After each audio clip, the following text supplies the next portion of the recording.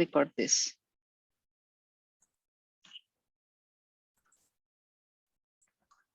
Okay, so good morning, Bu Amanda, and also my classmates. So today I'm going to be presenting about my topic for the class. So my topic is titled "The Returns to Formal Schooling Among Workers in the Informal Sector," and I also plan to bring this up for my scriptsy. The presentation outline for my presentation today. First is the problem identification.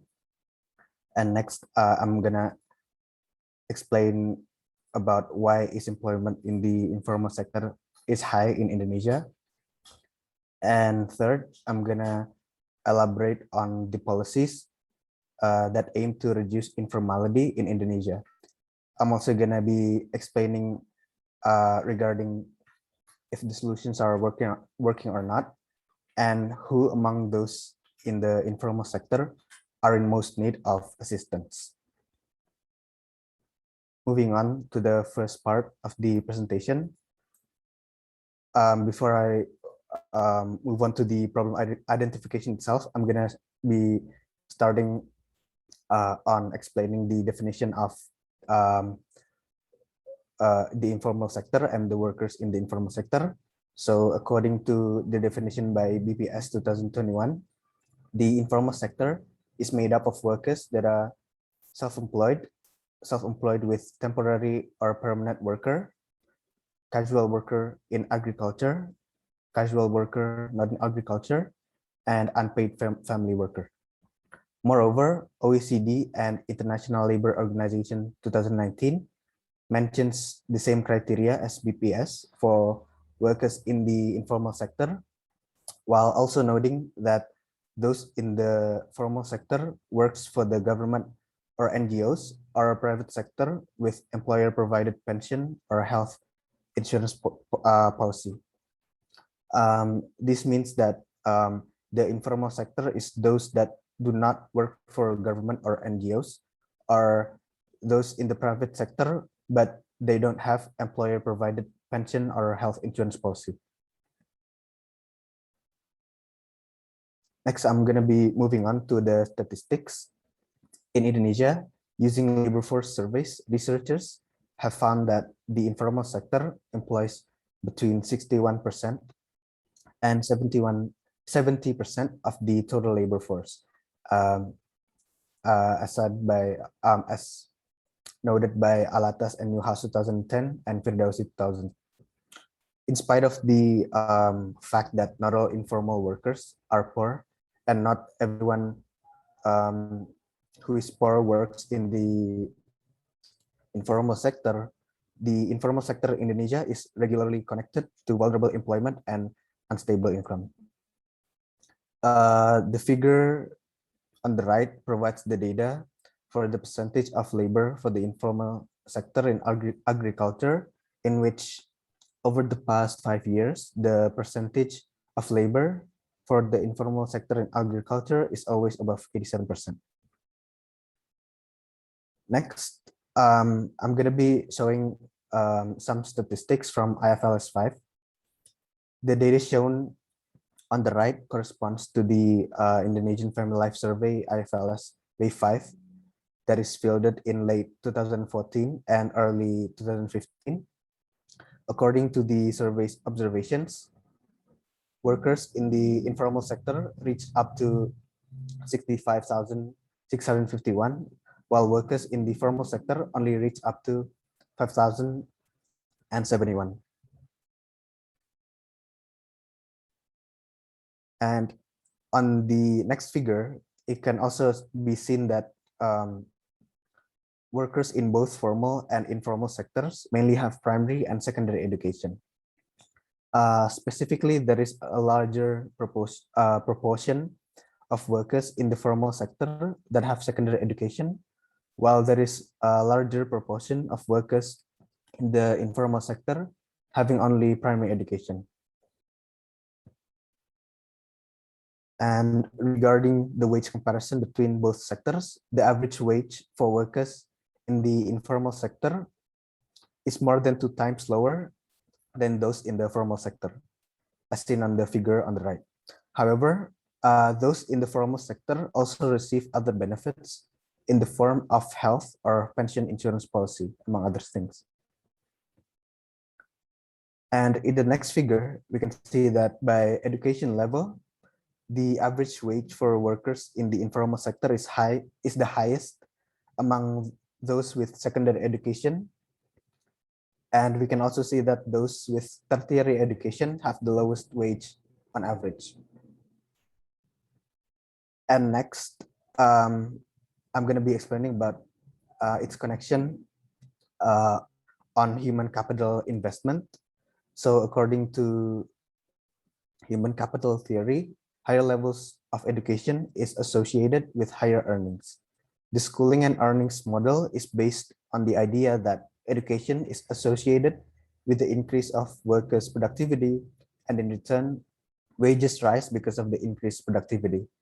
This idea also leads to the concept of signaling, in which education doesn't necessarily increase earnings because of increased productivity, but rather it provides assurance that workers are capable for smart work. And a naive question that may arise include, is investing in human capital relevant in the informal sector? And thus the main research question of the topic that I proposed is that, does formal schooling significantly affect wage among workers in the informal sector? Moving on to the next part of the presentation. So why is employment in the informal sector high in Indonesia? According to Rosenberg et al. 2015, there are 3 different broad classes of models explaining why firms remain in the informal sector. And these are the exclusion model, the rational exit model, and the dual economy model. In the exclusion model, government regulations exclude or hold back a large pool of entrepreneurs. In this case, registration procedures are holding back firms and keeping them informal. And so many existing government programs and in Indonesia, such as the one-stop shops for business licenses, which we will discuss later, focus on reducing the costs of business registration, expecting that more firms would enter the formal sector. And furthermore, regarding the rational exit model, firms would exit the formal sector when the costs of formality are greater than its benefits. When firms decide to formalize, they weigh the benefits of formality, such as reduced risks of informal payments to government officials, increased access to banks,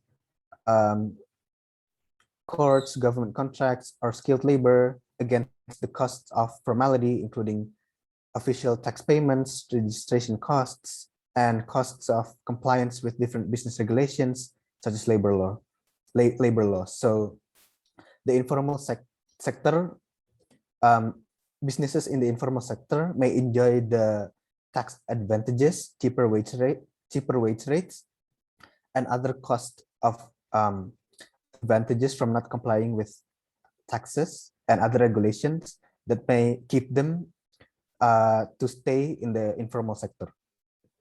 And finally, for the dual economy model, we assume that firms and formal firms are structurally different, in which informality is a byproduct of poverty.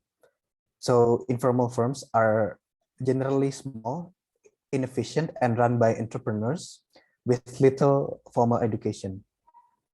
The productivity of informal firms is generally too low to allow them to survive in the formal sector. Because of this, informal firms are largely separated from the formal economy. So they produce different products, they have different labor, capital, and entrepreneurial inputs, and they serve different customers. In Indonesia, according to Berger et al. 2015, informality seems to be better explained by a combination of the rational exit and the dual economy models. And also, one of the other contributing factors for the high employment in the informal sector is because of the immediate result of the 1997 Asian financial crisis, which saw a decline in the number of workers from the urban areas and the industry sector against a simultaneous increase in the number of workers in the rural areas and the agricultural sector. And now moving on to the policies to reduce formality in Indonesia. For most of the existing policies geared toward the informal sector in Indonesia, the primary objective is to reduce the costs of business registration. And so we have the one-stop shops for business licenses, which are designed to reduce registration costs by centralizing the process of paying fees and filling out forms so that firm owners or managers don't have to deal with each ministry separately. And Burger et al. Argues that many firms choose to remain informal because the benefits of registration don't outweigh the costs. So attempts to continue to reduce registration costs will only affect firms that are only indifferent between registering and not registering, or the firms that are indifferent to enter the formal sector. And although there is no direct evidence on the effectiveness of Indonesia's one-stop shops program, some SMEs interviewed by Burger et al. 2015 spoke to have had experience of registering their business through one-stop shops in their areas and had found the process time-consuming and expensive, contrary to their intention. Some respondents said they even preferred to hire a middleman to acquire the license they needed, rather than use the one-stop shops available to them. So I couldn't find any statistical evidence on whether the policies are effective or not in Indonesia, but yeah, unfortunately, I can only find some anecdotal evidence. And here is another anecdotal evidence on the effectiveness of the one-stop shop programs.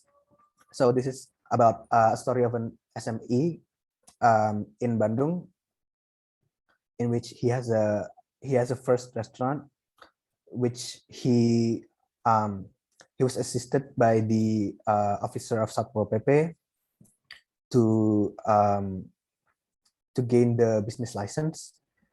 But then he also planned to get his permit from the one-stop shop programs, but he found the administration work to be confusing, and also it led him to stop trying to do the process to gain the permit himself, and he considered an offer from the government official to deal with his permits. So so from the anecdotal evidence, we can say that although existing government programs such as Indonesia's one-stop shops for business licenses focus on reducing the costs of business registration, the administration work is still complicated and time-consuming. And these barriers are most likely to keep firms to remain in the informal sector. And moving on to the next part of the presentation, in the informal sector, firms with low capital and workers with low educational attainment will be the most vulnerable, at least to the best of my knowledge. Firms with low capital will most likely be trapped in the informal sector due to the high direct and indirect costs to enter the formal sector. And workers with low educational attainment might also find it difficult to exit the informal sector. as compared to the workers in the formal sector, there is a larger proportion of workers in the informal sector with only primary education level. And this could lead to the argument that lower levels of schooling is being demanded less in the formal sector. Here is all my references for the presentation. Thank you very much. And that's going to be the end of my presentation. Thank you. Okay, very good, Data. Very interesting. Let's move on to the Q&A session.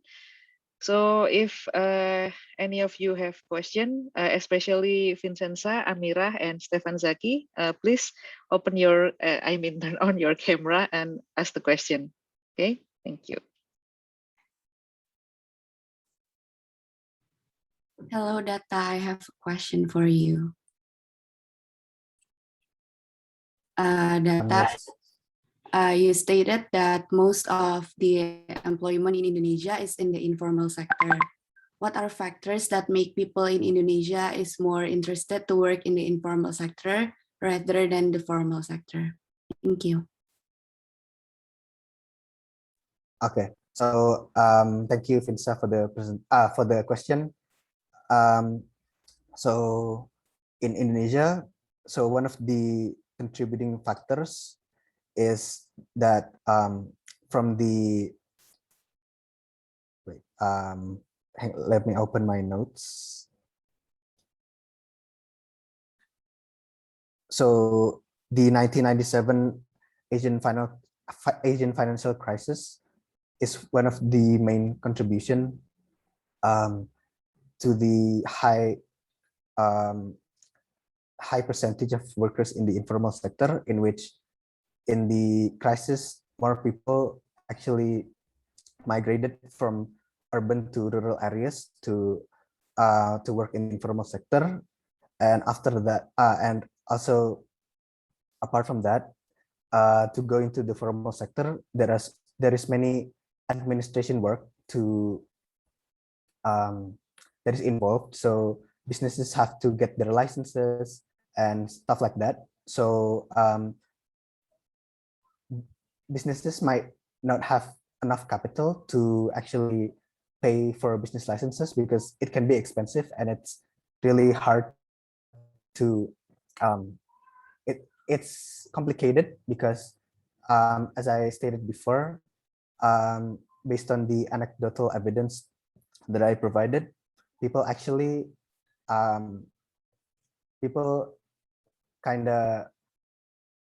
people get their licenses from middlemen or jockey. So it's gonna be hard for them to actually attain business licenses by themselves. And so the cost to enter the formal sector is actually really high. So that's one of the things that businesses stay in the formal sector. And also those businesses might also want to avoid the taxes. So for example, because they don't have enough capital, and they want to save up more profit, they might want to stay in the informal sector and just avoid taxes. So yeah, that's gonna be the answer to your question. Okay, thank you, Data. Okay, thank you. Okay, Stefan, it seems like you have question. Yes, Miss. But I'm sorry, I cannot turn on my camera, Miss, because of the weak connection. It's okay. Okay. So Data, I would like to ask that you once stated that in the exclusion model is that there are specific boundaries or maybe certain limitations to how the businesses in informal sector can actually induce themselves or insert themselves into the formal sector. So my question would be that what is the reasoning behind government decision to actually hinder themselves from the formal sector? Because we know that if more business are coming and are categorized into the formal sector, then probably more taxes income or corporate taxes are going to be earned by the government. So that's my question, Data.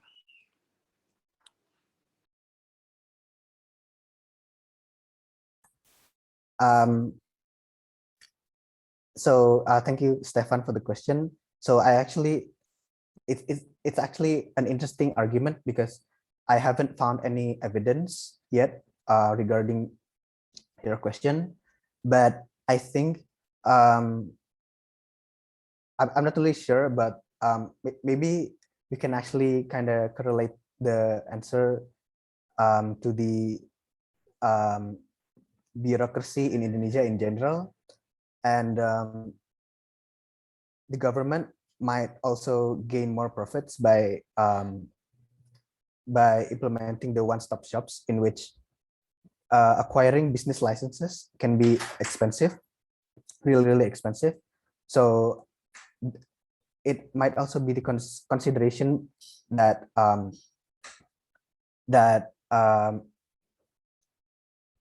more firms would kind of pay more for the business licenses, which can exceed the tax profit that the government gains.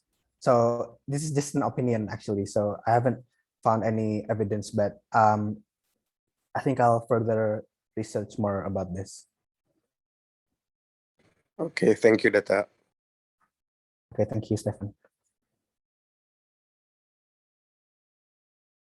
Okay, maybe anyone else have question? Maybe Amira, do you have question for Data? Yes, I do have a question, Miss. Okay, please. Data, I have a question. What is the primary focus to develop the informal sector from the general approach in order to increase the quality of informal sector? I'm sorry, Mila, can you repeat your question? Okay.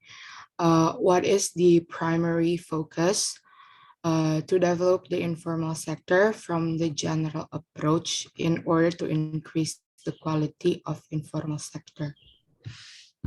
Okay. Yeah. Wait, sorry.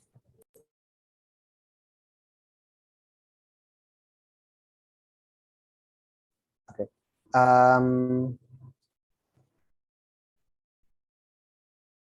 I think for the improving the quality for the informal sector, I think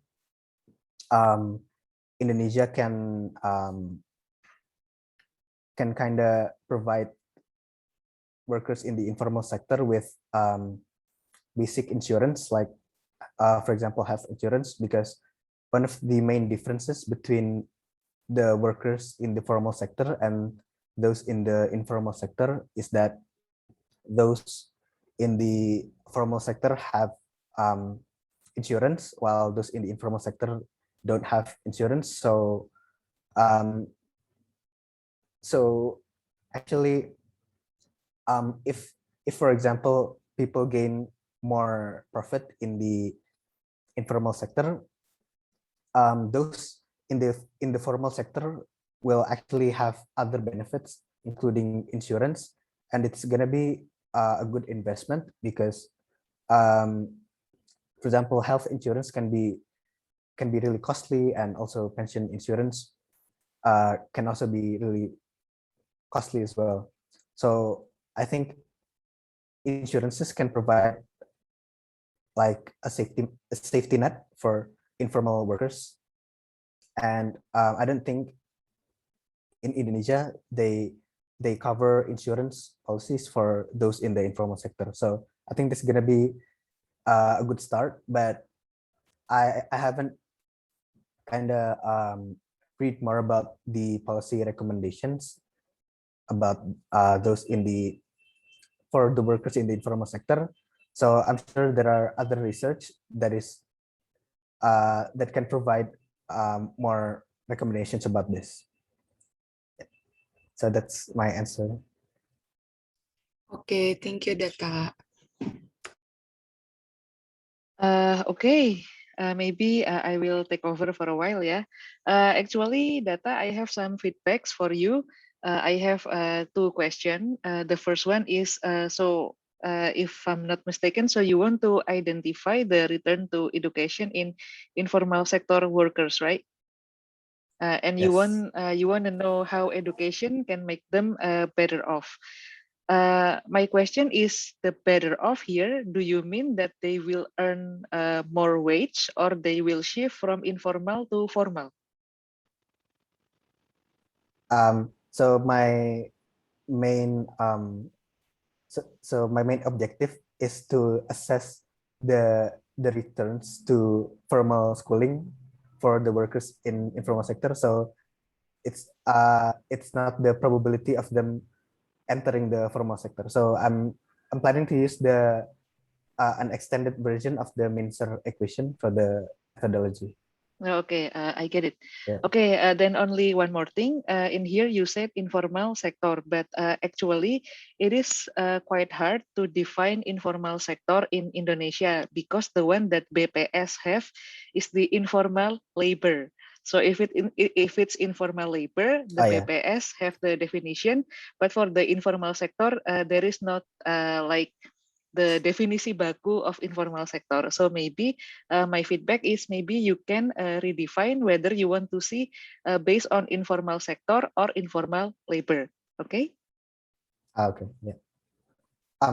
Miss. Yes. So my main focus is the workers in the informal sector. So I think in BPS, so the definition that I acquired, it refers to pekerja di sektor informal, Okay. and also I've also acquired the definition based on BPS and OECD and ILO. So yeah, so I'm planning to kind of focus on just the workers in the informal sector.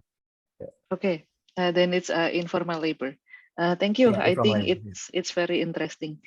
Okay, thank you, Data. I'm sorry. Maybe if Yeah, thank you, Miss. everyone else have question from for Data, if not, we will move on to the next presenter. Yeah, maybe Aryo, are you ready now?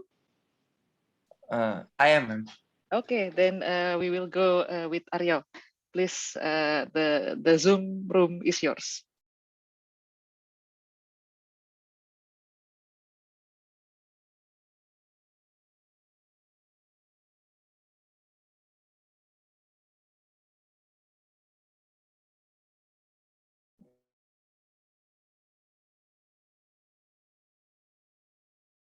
Aryo, if you can turn on your camera, that will be great. But if you have connection problem, then you can turn off.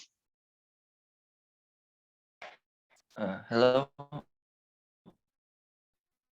Uh,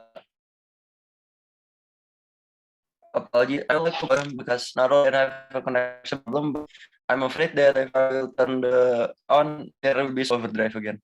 So is it Okay, okay it's for okay. me to? Yeah, it's okay. Apologies, ma'am. Can anyone see my screen here? Yep, we can.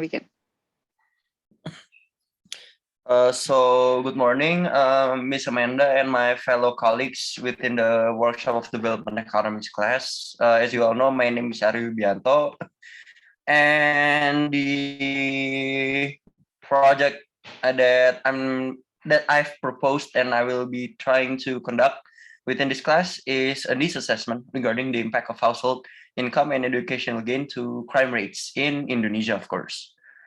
So we're moving on.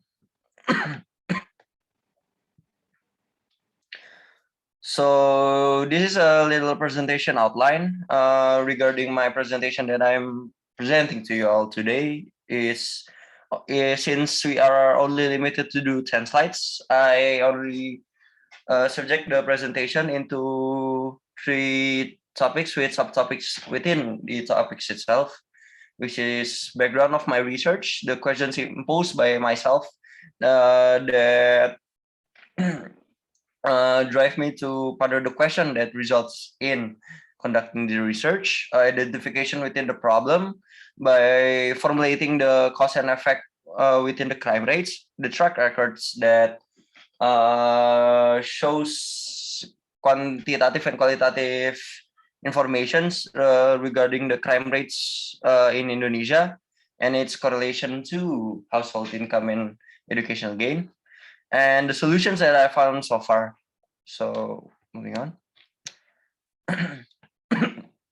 So the topics reviewed within the project is the inequality of economic conditions and sociological standings amongst populace in a region led to life in crime, perhaps to socioeconomic background or hierarchy status in the social climate, perhaps racial nature or family backgrounds. The topics and subtopics that I'm currently discussing within the NIST assessment is how a faction of youths, mostly men, face hardships in life and determine that the only way to overcome adversity of achieving a good life and reach good welfare status is by living a life of crime, whether it is for economic gain or a more self-satisfying approach to the life that they pursue.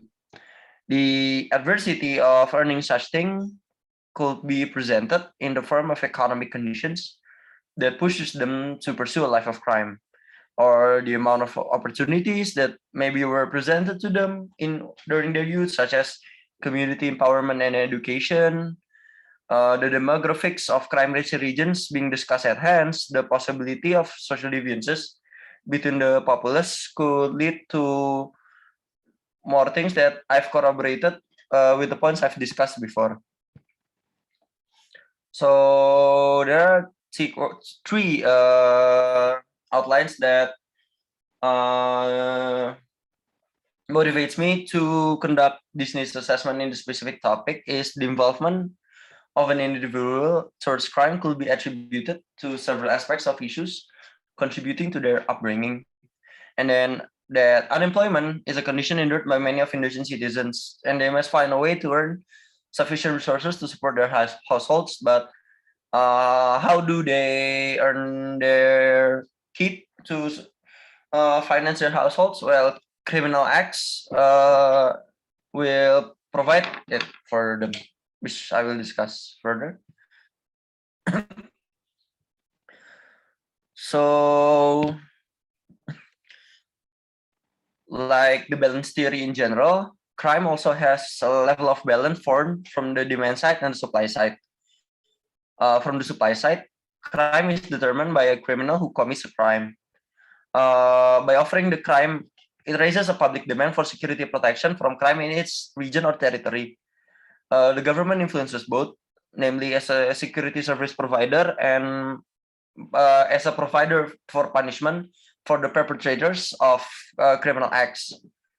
The factors that can cause the supply curve to shift for demographic factors in crime. There are several factors such as few employment opportunities at certain wage levels and incarceration of the patriarch of a household. So there's the reason why I pose the questions to conduct this assessment is that what if a patriarch of a family is involved in criminal activities and is in prison? What ways can a matriarch replace the role of her spouse in supporting her household? And why do people involve themselves in criminal acts? For gaining financial stability or acting on urges of social deviancy, or because of lack of education and they did not could separate the things that are right or wrong. So I believe that the decision to commit a crime is a rational decision because it is based for the maximizing utility. Oh, I'm sorry, but I like to reemphasize that the type of crime that is mostly correlated to economic activities is property crime. And property crime is the type of crime that I would like to emphasize further within my presentation. So once again, the decision to commit a crime is a rational decision because it is based on maximizing utility. A person who will enter into illegal activities will definitely do some considerations, such as determining the probability of being caught and incarcerated, possible penalties, the potential value of the existing criminal network, and its short-term needs against the proceeds of these crimes. To be elaborated further, criminals respond to incentives in the form of net benefit from crime. This is done to increase its utility. Crime for the perpetrator is a way to increase utility by allegedly illegally increasing income, allegedly. So these are the cause of effect that I've mapped out. To name a few, the causes for people to participate in criminal activities to earn additional income could be caused by the lack of schooling that they have, the limitation in financial capability to support the households, or probably themselves from their daily life activities, and social urges such as peer pressure or extortion.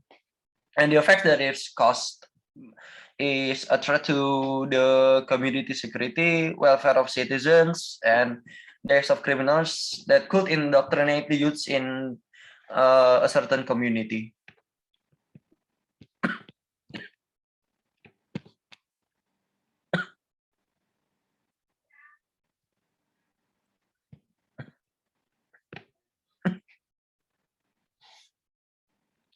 Well, according to the supply and demand theory of crime, within one of the papers that I've read, the supply of crime is formed because several factors, one of which is the average wage and the availability of jobs. While one of the factors that can shift the crime supply curve is a job opportunity, a little at a certain wage rate. So I ponder another question. Why can an unemployed person act on theft or thievery? Because basically, when someone is unemployed, there is no economic activity which generates income that is used to meet the basic needs for themselves and for their families. So that none of you unemployed people choose shortcuts to fulfill needs in an illegal way. From this illustration, it can be imagined that when the nature of unemployment rate continues to increase, the labor force will also increase whose needs are urgently needed, causing the number of crimes to rise as well exponentially.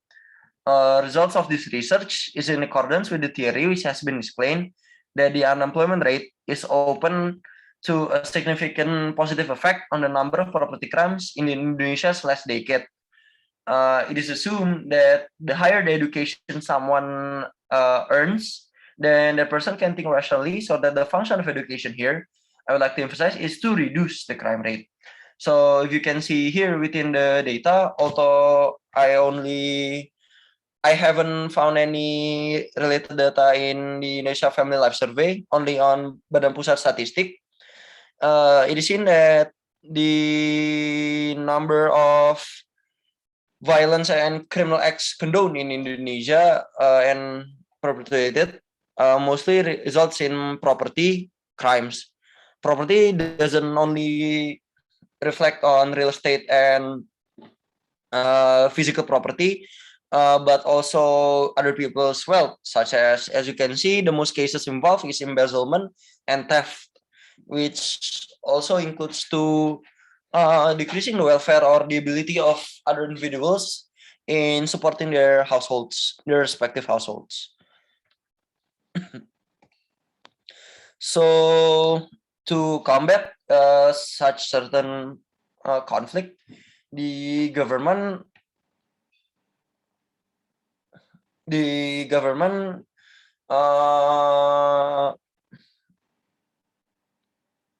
formed a program to map out and data the family that are implicated in crime, doesn't have a patriarch, or only having a matriarch to support themselves, but doesn't have a steady employment. Such program is called Sistem Pemantauan Kesejahteraan Berbasis Komunitas, or SPKBK. So the data collected from 2012 by the program shows that the total of families recorded was 89,960 families, consisting of 15,644 families headed by women, and 74,316 families or households that are headed by men. The program became a basis to determine the criteria and variables for comprehensive poor population data collection for the protection of the poor in districts and cities. So the growth of Indonesia's economy in Indonesia is supported by consumption. Increasing government spending in the regions will accelerate the pace of economic growth. The role of the government is very strategic to drive the rate of economic growth to regional units. The level of consumption is strongly influenced by the ability of households in income sources. One source of community income is from the wages for our working returns. Firms in seeking production factor inputs, such as labor force, certainly consider several things, including the most important are the quality of resources and the needs of the company in the use of labor. The higher the demand for output produced by a firm, the more need for labor will increase, so that the returns obtained by the community will be more and more even. On the other hand, input production factors needed by companies in producing goods and services includes investment as well. Its correlation to crime, perhaps in the high level of crime, Indonesia also influences economic activity. In average, the growth rate of crime in Indonesia is under 1%, although in a few years, the number of crimes has been decreased, and the high level of crime can be triggered by several things, including the level of unemployment, the level of poverty, and the need for food sources. There are several factors taken from SPKBK data that implicates that single-parent household have more aspects to be concerned, such as the vulnerability to domestic violence and criminal acts and forms of abuse, possessions of residency documents, labor force participation, child labor, education of the head of the family and school participation of children, access to health services, and the presence of a head family member who is disabled or disabled. So another fact that I found out last night is that the BPS, or the Central Statistics Agency, in 2005 have conducted data collection for the targeting of the direct cash assistance program based on the Instruksi Presiden number 12 of 2005. The data collection system is called the 2005 Population Socioeconomic Data Collection, or better known as PSE 05.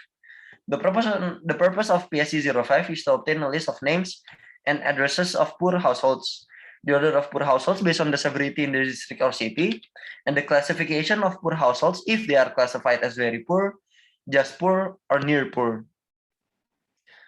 So the role of the government and all stakeholders in combating both public crime and financial crime, such as corruption, is very necessary. Such crimes will increase social costs that will become a burden of the government budget and reduce economic growth.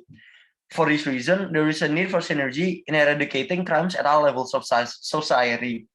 So, however, due to socioeconomic and cultural backgrounds and track records, there are several target populations and types of assistance that could be offered to the target population by the government.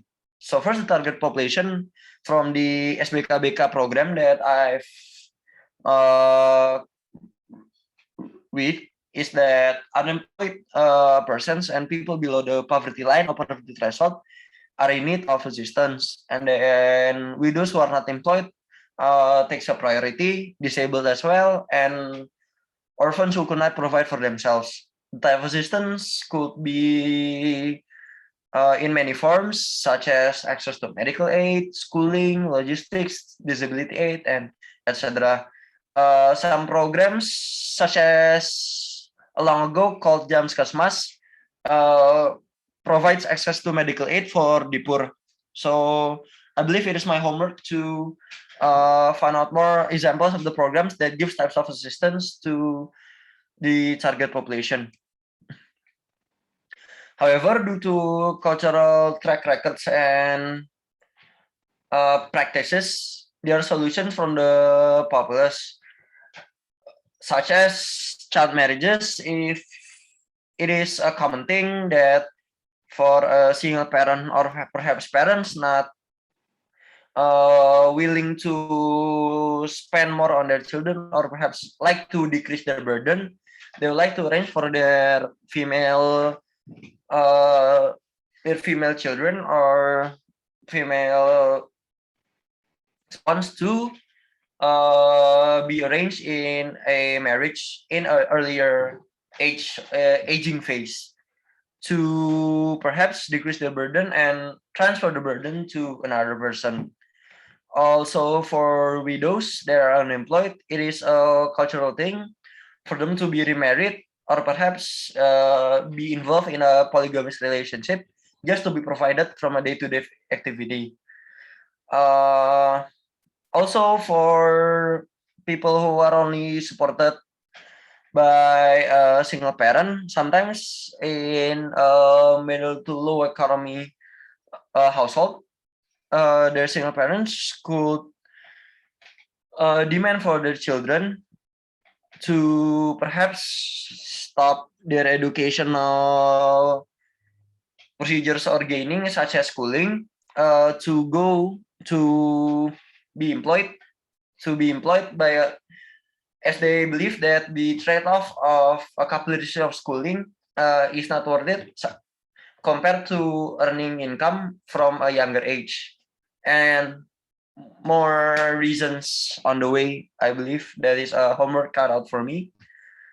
So that is my presentation. I'm sorry for the choppy dialogues and limited points due to our limitations in the presentation itself.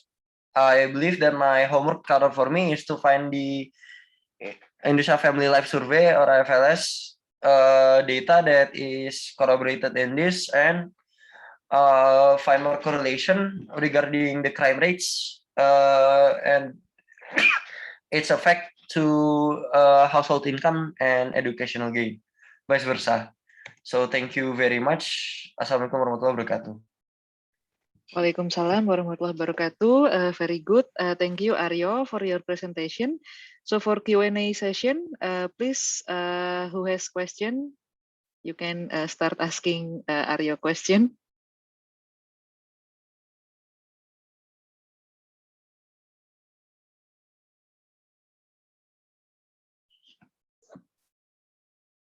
Yep, Vincenza, you can ask Aryo.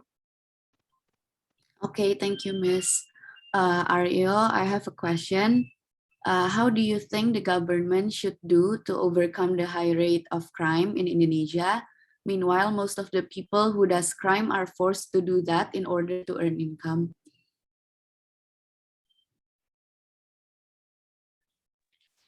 Well, I'd like to reflect on the region that I live in. In Tangerang Selatan, it is highly shown that people who committed in crimes reflects that they stop their educational journey or schooling at a young age. Data from the BPS, I could not show now, but I could show it perhaps next week if it's okay with Ms. Amanda.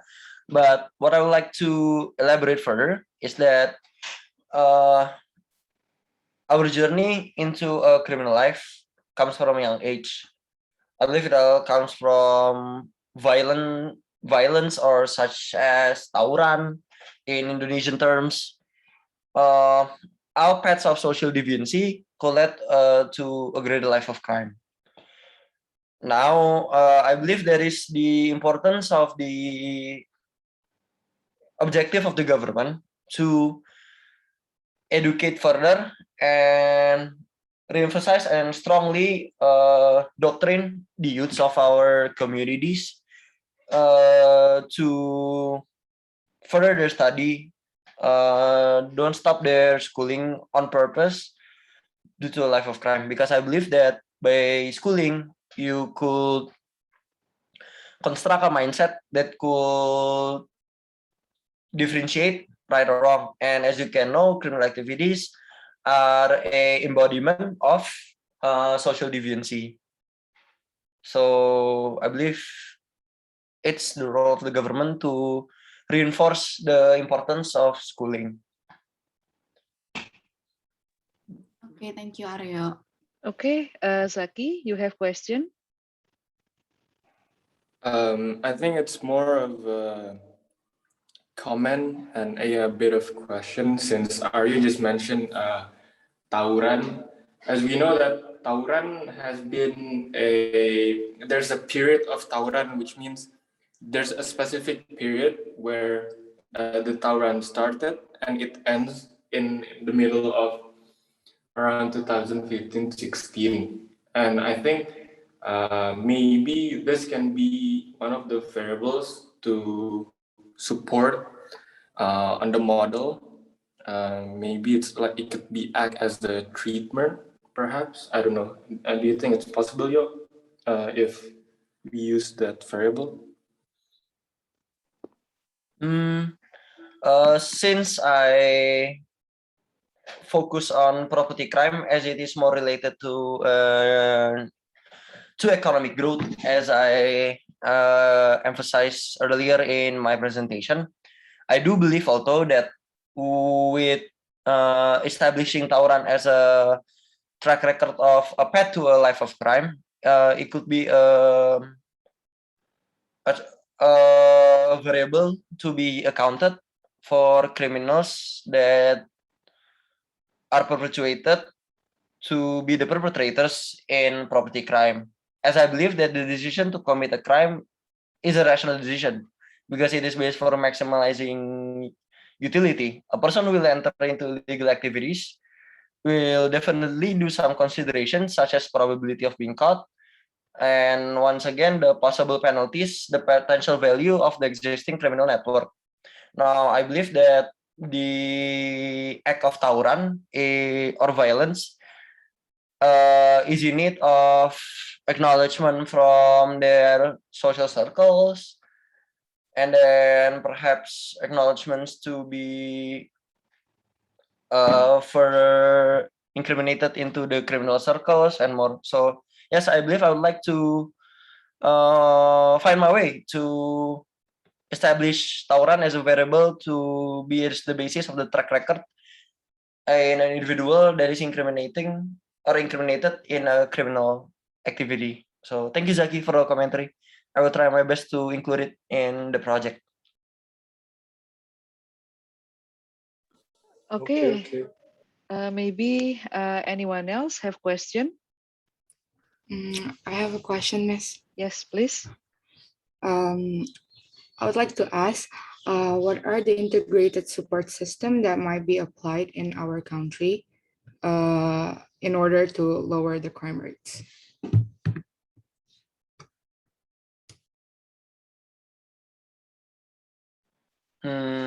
Economically speaking, I believe that programs, I'd like to emphasize further that not only the richest do criminal activities such as corruption, but the low-income households also involve themselves to support their financial outcomes, such as by doing petty thievery and more so, etc. But from my point of view, I believe that programs such as community service and then extracurricular activities, or perhaps in our country is based on religion, but the community empowerments come from institutions of religions. But what I see here is if an individual is not too voiced on the anarchism or the rebellion against an institution, that I believe that they could try to be inducted into such programs. However, more so ever, I believe that programs such as Jamskesmas and then bansos or bantuan sosial such as logistics, it will help the low-income families to survive within today's linear pandemic, especially. So I believe there are several things that could be implicated to prevent themselves to being included in a life of crime. However, my preparation is still limited, and I believe it is my homework to further the study and find factual information and also quantitative data that support it. So thank you, Mila, for the question, actually. Okay, thank you, Aryo. Okay, thank you for the question. I have some feedbacks for Aryo.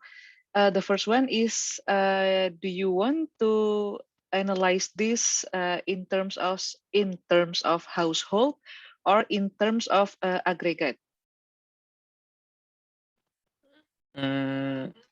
Could you please reemphasize it to me in aggregate, ma'am? Okay. I'm still. So you want to know the impact of crime within family members to household income and educational, right?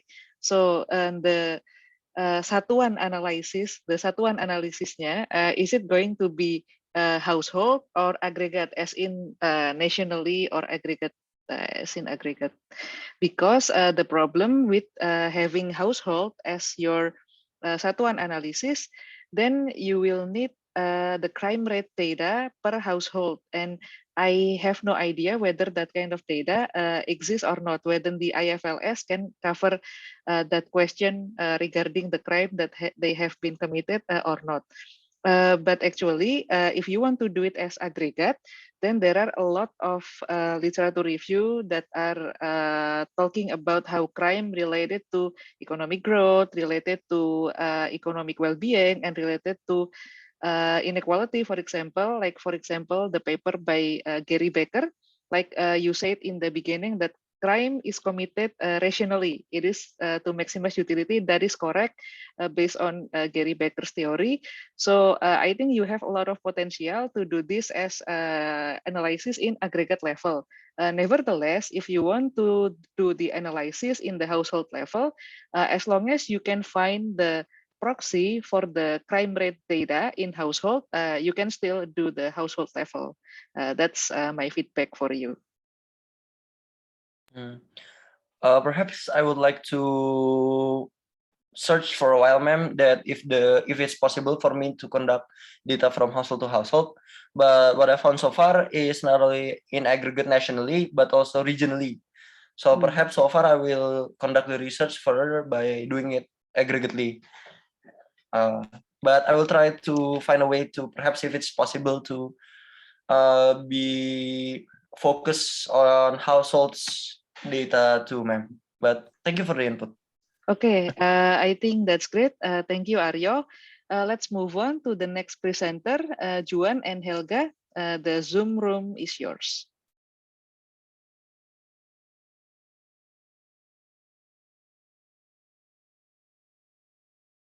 All right. Thank you, Miss, for the opportunity. I'll share screen. I'll share screen.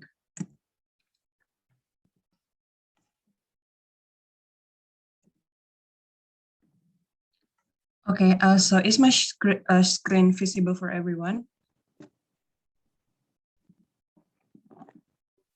All right. First and foremost, I think the presentation will be opened by my partner, Juan Claudio, and I'm gonna follow after him. Okay, is it my sound? Is it my voice clearly? Yes, yes. Yes. Okay. So I will open this presentation. So good morning all. Good morning, Bu Amanda, and good morning, all my friends. Today, we would conduct a presentation regarding the effect of CCT on child labor and assessment of program Keluarga Harapan Indonesia. So, okay, we just move to the outline. First, we would like to explain what is the background, why we want to discuss the effect. And the second one, as it is discussed about the child labor, so we want to analyze the supply and demand sides of the child labor. And next is the ongoing intervention and the problem identification. And at the end, we will offer the solution for this problem. Please next, Helga. Okay, so here we start that we know that Indonesia is the developing country, right? And one of the most challenging problem in the developing country, based on most paper that I found, is the poverty itself. And however, there are other issues also that this povertiness come from those countries who has most of the rural areas, because the International Fund of Agricultural Development stated that an estimation for 79% of those experiencing poverty are living in rural areas. And how we move to the child labor. So there are other issues that will occur as a consequences or even as a perpetuation of the poverty, one of which is the child labor. And according to the ILO, after this, I will explain the definition of the child labor. But move on from the effect from those child labor, we see that it has been stated there that the poverty produces the child labor, while child labor perpetuates poverty, which leads to future poverty again. So it's like intergenerational poverty, which lead from the parents and going down to their children and going down again to their children and so on. So why we say it as the intergenerational poverty. So as this child labor make the case more worse, including in a country. So the government decided to tackle the solution by giving the CCT program or cash conditional cash transfer program. This is one of the government intervention for the most developing countries have, and they like to pursue this program as much as bigger as it could. It has a lot of evidence to decrease the number of poverty.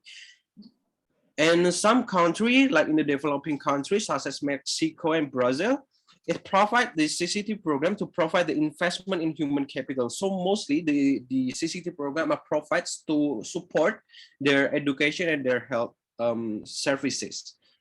And it leads to the families for the poor household to have a better life condition in the long run, but not just in the short run. And some funding from the CCT program, it has two main outcomes. The first one, it decreased the level of child labor, which is found from Hana et al. Is the team from the Mr. Elan also in here, and those found out that the CCT program would decrease the level of child labor. This term from the Hana et al. Is the PKH, the Program Keluarga Harapan. And the second one, decreasing the parent working time, it is founded in some paper on I think in the Brazil country or in the Mexico, that the CCT program could decrease the parent working time. So we would see also why the decreasing in the parent working time could make benefits to decrease the child labor. So please go to the next slide, Hilda.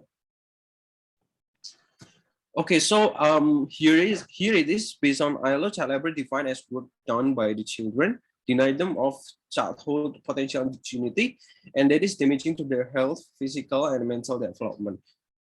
For example, working underground and water, and dangerous heat, work for long hours that made irritated the children for not schooling but for doing the works to gaining more income or wages. So this work. And another finding that this child labor is find out 60% age 5 under 17 will perform some types of farm labor, including farming, fishing, agriculture, forestry, and animal husbandry. So we could go to the next pages, Hilda. All right. So my friend Deo has explained about the and introduction. these slides will be explained by my colleagues. Please. Oh, yeah. I'm really sorry. Previously, my friend Deo has explained about the background and the definition of child labor. Now, let's hop into the determinants of child labor, or we can say that the demand or supply analysis. From the supply side, or from the point of view of the children, there are also various factors that shape the child labor itself. For one of which is the household poverty, which is the root problem of child labor.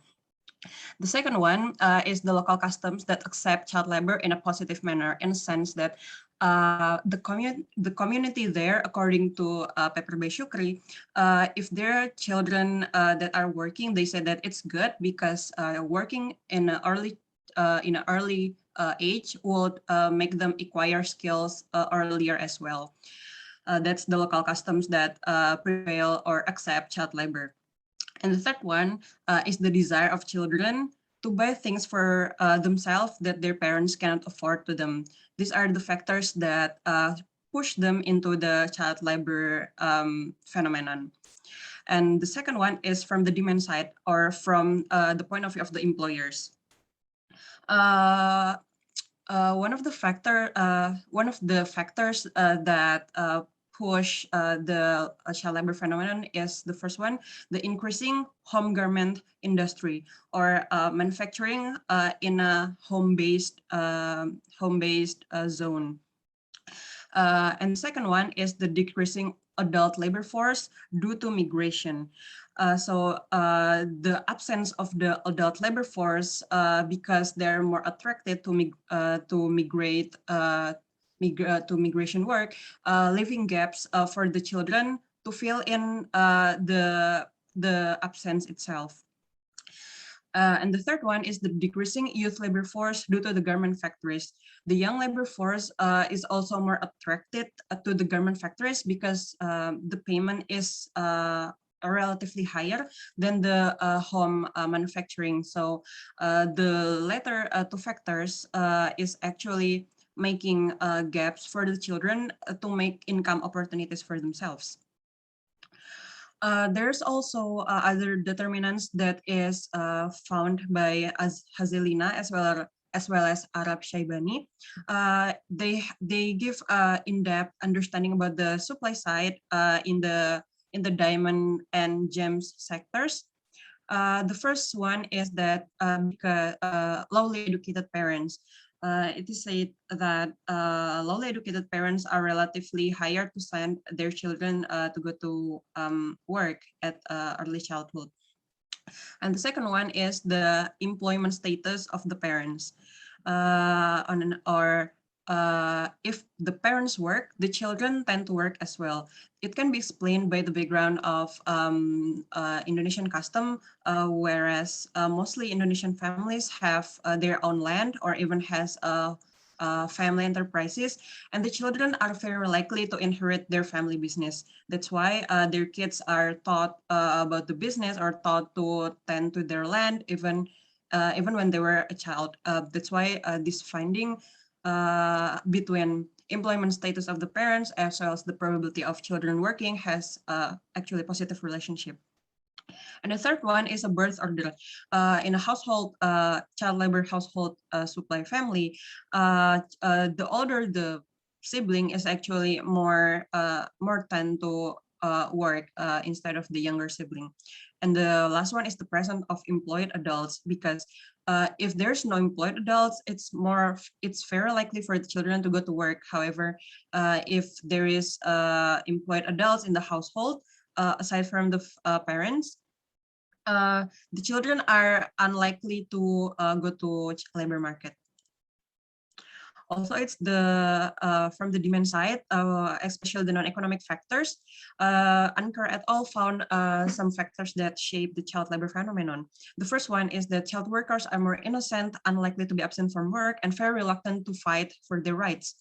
And the second one is the social acceptance of the child labor, in the sense that the community status of the job employers will increase if they provide jobs to children in the community.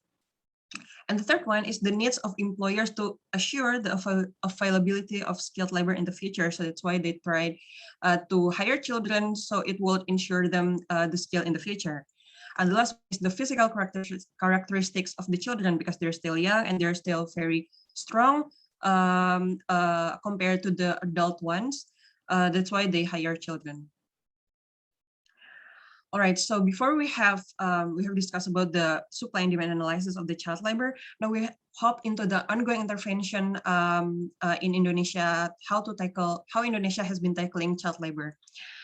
According to Ministry of Manpower and ILO IPEC in 2015, in Indonesia itself, various procurements have been made in order to reduce child labor. In terms of legislation, they have, first of all, completed the implementation of Rencana Aksi Nasional Penghapusan Bentuk-bentuk Pekerjaan Terburuk untuk Anak for phase 1 and phase 2. And currently, the government is doing the phase 3. The second one is the created child labor free area. And the third one is conducted child labor reduction program and pulling 143,000 children from the poor family out of the labor market. And the last one is strengthen the capacity of law enforcement on child labor norms and worst forms of child labor or bentuk pekerjaan terburuk untuk anak through the expansion of education and training about the danger of child labor itself. And the following ongoing intervention will be explained by my colleague Dio. Okay, for the next ongoing intervention is in the term of education and training. The school years compulsory had been extended from 9 years to 12 years. It is based on the evidence since the 2016. This is made by the Ministry of the Education, and also the school quality is also enhanced by increasing its educational infrastructure. Teaching methods such as we know it as the curriculum 2013-2006, it also had been fixed. And also the educational costs such as the tuition fee for the students, it also had been reduced. Moreover, for those who are for those in a civil school, the public school. And next, Helgo. And then for the social protection, it needs to ensure two things. First, the annual minimum income security. For instance, the cash transfer program, accessible basic needs to accessible health services, food security, and residence, and also basic education needs. By that, social protection programs that have been implemented are the conditional city schemes, which serve to make the basic necessity, such as the health services and educational program accessible. For instance, in Indonesia, there are the program Keluarga Harapan, and then the Bantuan Langsung Tunai, and the Pengulangan Pekerja Anak, Program Keluarga Harapan, PPAPKH, and then the ILO IPAC, and then Jaminan Kesehatan Masyarakat, and so on. And also it provides the microcredits through Kredit Usaha Rakyat or KUR for those informal workers to have a good credit for fulfilling their needs by having SMEs. And last is the provision of additional food and tuition exemption, for instance, like Raskins and the PKH itself, the CCT itself, and the Dana Bos. Dana Bos is the fee that help poor children in the schools. So it's like tuition for the tuition seats. And next, Helga. Okay, so here's one what we want to discuss is the PKH itself. So the ongoing intervention, which is the PKH, we know that PKH is a conditional cash transfer and a poverty alleviation in Indonesia that targets very poor households by providing accessible health and education services. So as we know that CCT would always, most of the CCT program are always conducted in the health and education services. And in early 2008, the government launched the PKH in 438 sub-district in Indonesia, which were randomly selected from 736 sub-districts in 50 districts. Around 700,000 households to join the program, and PKH was expanded to more areas in Indonesia until 2013, which it had reached until more than 3,014 sub-districts spread over 336 districts. And the target for these programs is those who are pregnant women or lactating mother under 5 years old children and school age children. So it requires them to access the health and education services by this program. And we have the main outcome of this interest, which is it succeed to have a reduction of standing, increase the rate of enrollment, and increase the household consumption. The household consumption is just found recently while the PKH had implemented. And also success to decrease level of wage work, which is found from the Hannah et al. And Mr. Elan paper. And it's also increased also on the enrollment for the young children by having a decreasing in the level of wage. Please go into the All right. Thank you, dear, for the introduction to PKH. We have seen from Dio's discussion about the success of PKH has been reducing stunting, increasing school enrollment rate, etc. And in the paper by Shukri, they also found that PKH has been successful in increasing students' academic achievement, which is consistent with what Dio has just said. And the second one is increasing students' knowledge on the importance of education as well as the danger of child labor. However, the increase in knowledge hasn't yet been translated into action, as the push and pull factors, or the factors that shape child labor in the phenomena, hasn't yet been eliminated. Also, in terms of student academic achievement, they found that there's a positive relationship, but to what extent the achievement has been obtained is not yet been explored. So coming from the that PKH hasn't yet been explored about its effect on the child labor, we found that we will like to explore that area. According to Genisot, state that if some parts of adult wages are utilized to fulfill child nutrition, and if the sufficient wage are being paid, child labor might be increasing. Or in other words, if the parental income actually increases, it might even increase the child labor phenomenon. This shows the existence of parental altruism, which implies that there's a positive effect of parental income and the children's outcome. So we figured that the relationship between parental income and child labor supply is complementary, and that's why even if the problem lies on the economic constraint faced by the household, we believe that it is not effective to reduce the number of child labor by increasing the parental income. And the second one, we found a paper by Amin et al. They investigate the unique relationship between mothers and children in the household labor supply. And their findings implies that increasing mothers' welfare will be beneficial for the children, particularly the girls, and consequently reducing the hours of working children.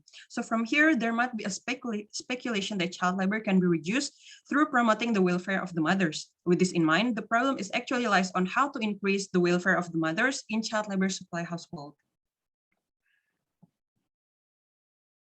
I'm sorry. So this kind of the problem identification of framework that we would analyze for this project.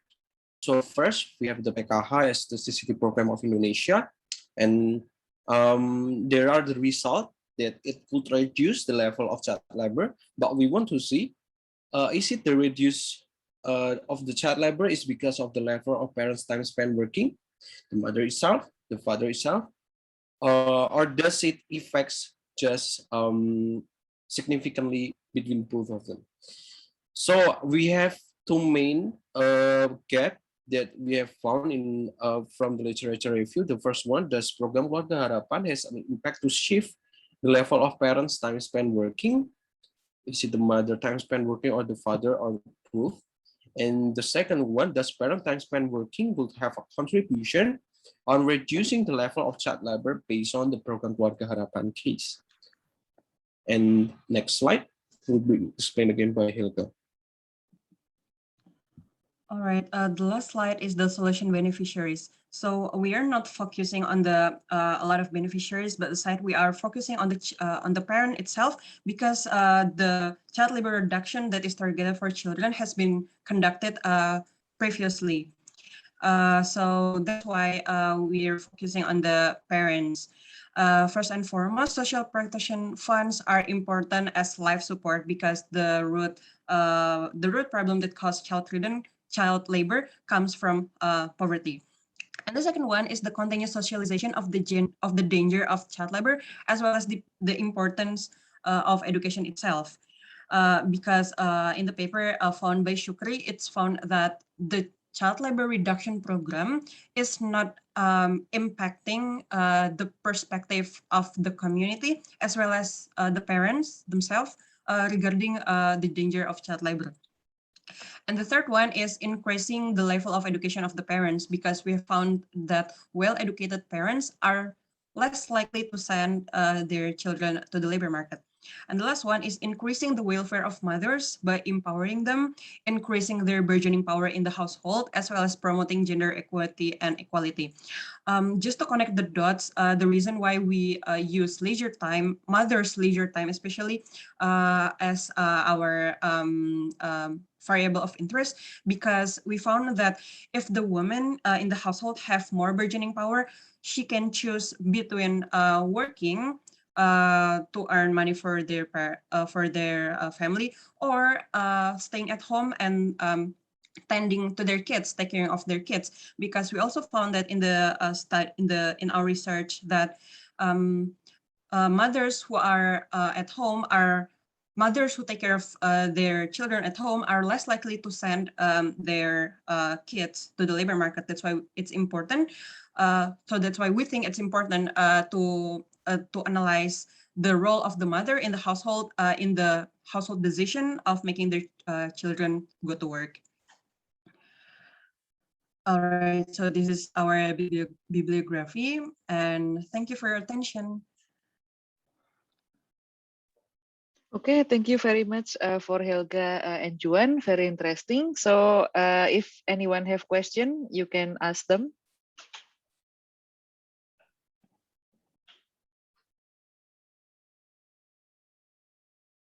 Yes, Data, you can ask them. I actually have a quick question. So is the prevalence of child labor in Indonesia, is the prevalence of child labor in Indonesia has a decreasing or increasing trend over years based on recent data, and in which subpopulation that the prevalence of child labor is high? Yep, thank you.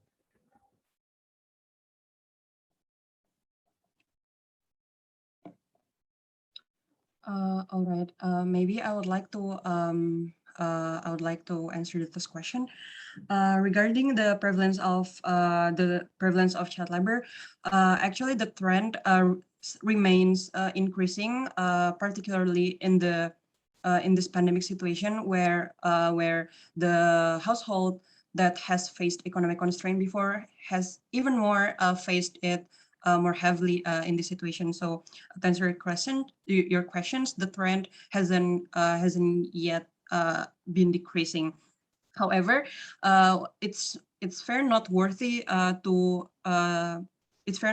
say that the awareness of the children about the importance of education, as well as the danger of child labor itself, is increasing, and it's found in the findings in the previous paper. So even if there's no transformative effect of that awareness to decreasing trend of child labor, however, it is a good start to realize that child labor is actually harming their education career, as well as their income and human capital for their upcoming future. I hope that answers your question, Okay. Data. Thank you, Helga. You're Okay, welcome. Vincenza. Okay, thank you, Miss. It's just a simple question. What do you think the government should do to reduce the case of intergenerational poverty in Indonesia? Thank you. Thank you, Vinza. I think I will answer this question. The government intervention regarding to this intergenerational poverty had been solved using some kind of program such as the Raskin, CCT, Dana BOS. Moreover, when they are just suspected for improving the health and education services, I think there is the one of the most effective solution to decrease the number of intergenerational poverty or to decline the intergenerational poverty in Indonesia.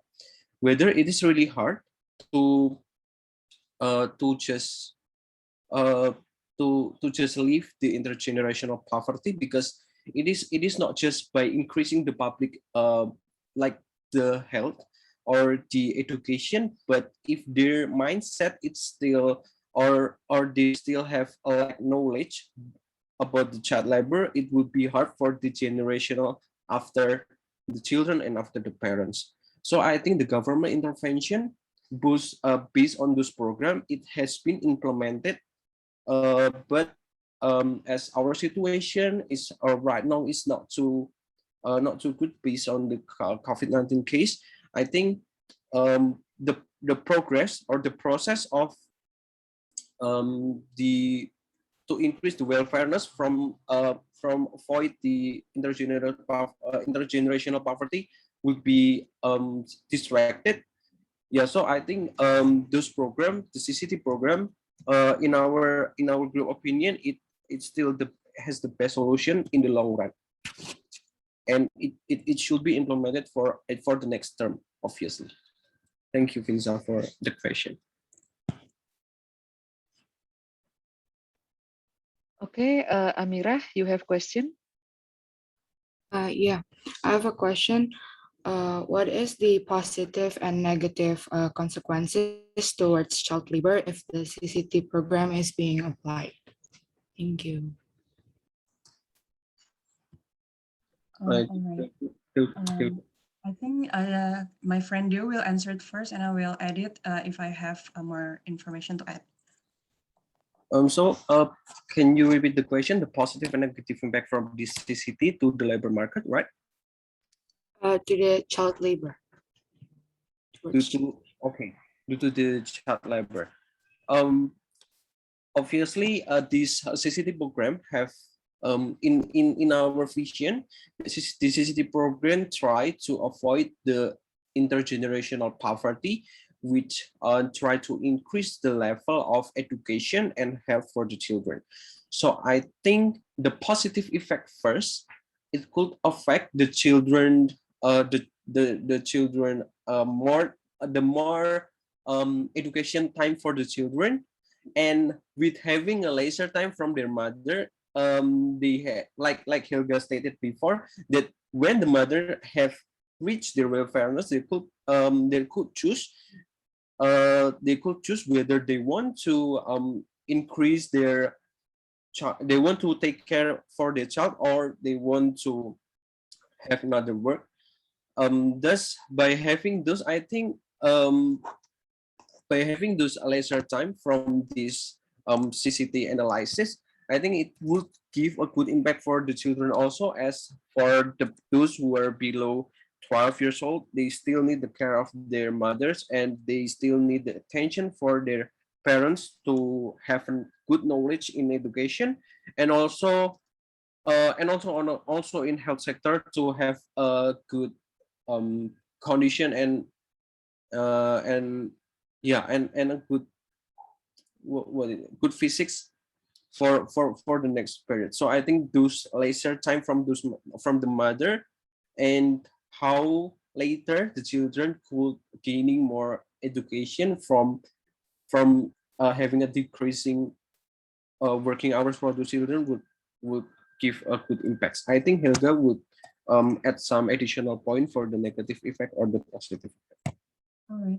So Dio previously have mentioned about the effect of CCT program on child labor in terms of intergenerational poverty. Previous studies have proved that CCT program is actually effective on cutting the intergenerational poverty, and I believe that that's one of the positive effect if to the child labor itself, because poverty is the root problem of the child labor, right? So if the intergenerational poverty is reduced, then it will hopefully consequently will reduce the number of child labor. And the second one, Deo has also mentioned about the education, accessible education as well as health, one of which is the program PKH, which requires students to enroll which require students to come to the school to a certain enrollment participation quota, as well as for the mothers to keep checking their health, especially if they're pregnant. However, I think it's very noteworthy to mention that children who work, do not have a black and white option, in a sense that if they go to school, it doesn't mean they do not working for the child labor, because there are also cases that children who are doing both going to school as well as working. And in that area, it's actually haven't been explored by previous study. How does CCT affect those the children that have both conditions like that? And I think it's very important, and it's very that area is very important to be explored. And I would like to note that about the negative impact of the income, the negative effect of the child labor on the CISLI program on the child labor. I'm sorry. I have previously about the study that I have mentioned about. I think it's paper by Geni Chot. He actually found that there is a positive relationship between parental income as well as the number of child labor. Maybe if the CCT program is giving, if the CCT program is giving to the poor household, it will increase their household income, and according to this paper that this relationship are actually positive, I think it will even increase the number of child labor, even if it's effective to the education as well as health. However, in terms of child labor, it might not be wise to increase the household income. So that's why empowering them by increasing the mother's bargaining power in the household is important. But even if it's not effective in terms of parental income, I think CCT program is actually effective in increasing the woman empowerment. So in this term, the CCT program has actually both positive and negative relationship to the child labor. In terms of parental income, it might increase the child labor, but at the same time, the CCT, the cash conditional transfer could increase the woman empowerment. So indirectly, it could decrease the number of child labor. So the effect is not really black and white, but there's also gray area in that area. I hope that answers your question, Mila. I hope we answer your question. Thank you, Helga and Deo. It seems like Zaki have question. Yeah, I have a question, just a quick question, actually. If I'm not mistaken, the conditional cash transfers in Indonesia, there has been like several programs, including like the Kartu Indonesia Pintar and the others. And why, does the program Keluarga Harapan has a big advantage showing that it has a much bigger impact on child labor or compared to the other program of CCT? And if there is, what are the effect, and in scale, how big is the impact compared to the other program? Okay, so I think I will answer first, and then Hilka will at some point. I think in my point of view, that why we choose the PKH instead of a lot of CCT program in Indonesia. It is because, as we know, that PKH is held from the 2007, and it has a big data, like have more data than the KIP or than another CCT program, and this cash transfer, as I know, as the the oldest one is from the PKH itself. So I think based on this side, in terms they also give the benefits from giving the cash transfer, but I think as they have growing from 2007, it will be good to be analyzed and to see the effect of this program to do child labor. So that's why in my perspective, why we choose this PKH. But I think Helga want to add some point regarding to this. All right, to add some information from Deo, the reason behind why we choose PKH is because our outcome interest is very related to the welfare of the mothers, as well as mostly is to the welfare of the mothers. And among the conditional cash transfer that exists in Indonesia, PKH is the closest one to being to have an empowerment effect on the mothers as well. Like they provide health services, as well as they actually might increase the woman's bargaining power in the household, and also